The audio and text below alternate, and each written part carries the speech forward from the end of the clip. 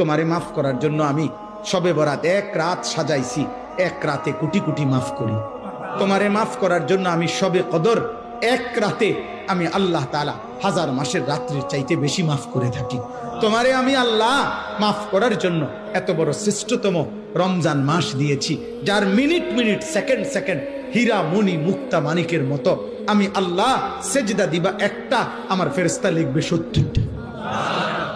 আমি আল্লাহ রহমত দিয়া সাজাইছি, মাগফিরাত দিয়া সাজাইছি, জাহান্নাম থেকে নাজাত দিয়া সাজাইছি। আমি আল্লাহ বৃহস্পতিবার দিবাগত রাতে গুনাহ মাফ করে থাকি।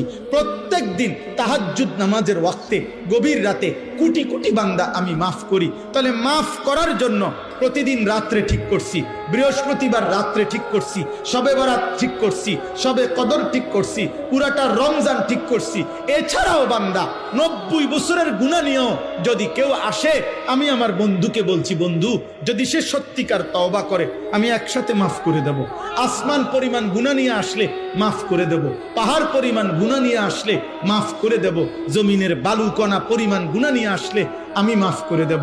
তুমি এরপরে বলো, বান্দা আমি যদি তোমাকে জান্নাত দিতে চাইছি